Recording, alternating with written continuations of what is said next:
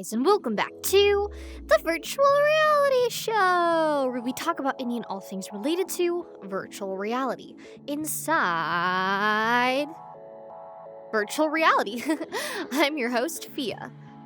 The VR community was highly anticipating Vivecon, a 2-day online convention hosted by HTC Vive, one of the most prominent VR manufacturers in the market. Today was day 1 of the convention, hosting their keynote presentation where they have just announced 2 brand new VR headsets. Yay! Today, I'm going to recap the presentation for you so that you are informed on the latest VR technology. After all, these puppies are coming soon. So the names of these headsets are the Vive Focus 3 and the Vive Pro 2. I'm going to cover the Vive Focus 3 first, which is the enterprise level headset, while Pro 2 is targeted for PC VR gamers, so skip here if you want to just hear about the Pro 2, because I'm expecting most of you guys are just gamers. HTC has been focusing on enterprise level VR for a while, and that was made very clear in their presentation today. They announced a bunch of new business-oriented software, specifically targeting a professional audience. This includes using VR for things like physical therapy treatment, or training for dangerous jobs like managing electrical wires or practicing medical procedures. There's a lot of professional opportunities to use VR, and Vive wants nothing more than to see XR technology enter businesses, which is why they're releasing the Vive Focus 3, a standalone VR headset. Of course, when you think of standalone VR right now, you think of the Oculus Quest 2, which is made for household gamers. This headset is intended for a very, very different audience, with a much larger wallet. While the Oculus Quest 2 costs only $300, this headset is going to be $1,300. That's an entire grand more.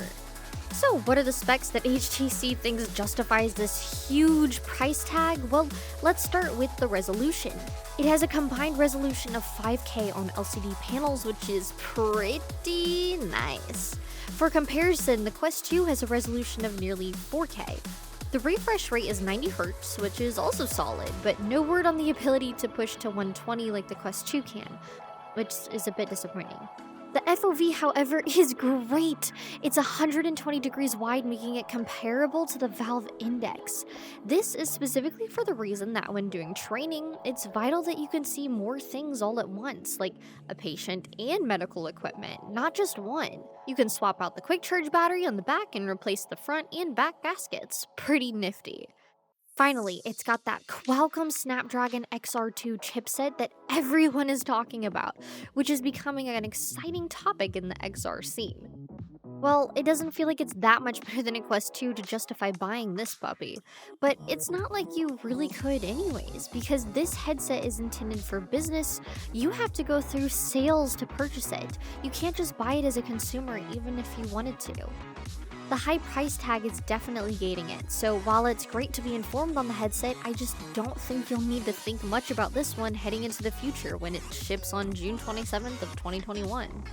So let's switch the conversation over to what I think everyone really wants to know about, the Vive Pro 2. The Vive Pro is a pretty well-known headset at this point, but has been slowly aging since its release in 2018. The Valve Index basically left this one in the dust, and the only real reason anyone I know has a Vive nowadays is because of the wireless adapter. You'll be able to mix and match the headset with other controllers and base stations, so if you're interested in potentially upgrading, you're looking at a price tag of $800 for a headset alone, while the complete set is $1,400. Yikes! The headset looks like strikingly similar to the original Pro, which is mainly because of how well known the Pro is for its comfortability. Although I think a new look would have been more appealing to people looking to upgrade to get something slightly sleeker. So let's get to the specs of this headset. Just like the Focus 3, it's supporting that all-worthy 5K resolution, the highest to date according to HTC. We've got up to 120 refresh rate, which is fantastic. But nothing was said about it being able to push to 144 Hz like the Valve Index can though. The FOV is 120 degrees, nice and wide, an important part in feeling immersed. There's plenty of spaces for glasses wearers and a dynamic IPD adjustment slider. Oh, and it'll support the wireless adapter as well, so you can get rid of those pesky cords for another $350. I think this headset is going to be pretty solid, especially having specs that rival and do better than the Index can. However, is the difference that large? Other than the resolution? Not really. I personally can't see myself upgrading to this one unless the new headset has a professional sounding microphone like my Index does, just because of the content that I make. If you are a complete VR enthusiast, it could be possibly worth upgrading, especially if you're using a Vive Pro already and are looking for something a little more fresh. However, $800 is a scary price tag when, honestly, other headsets are going to catch up to this one very quickly and maybe even outdo it in the near future. This headset will be pretty kick-ass for anyone who has the money laying around and are just ready to throw it at VR for the time being, and hey, you can always try to sell it if something better comes out. It'll be released on June 4th in a few short weeks, so you can look forward to some cool reviews coming out by then, I'm sure. Anyways, that's my recap finished, so I hope you'll throw this video a like and subscribe to the PHIA channel for more VR updates and news. I'm going to be going live on Twitch right after this video, so if you want to come stop by and talk about these headsets more with me, then I'll see you there.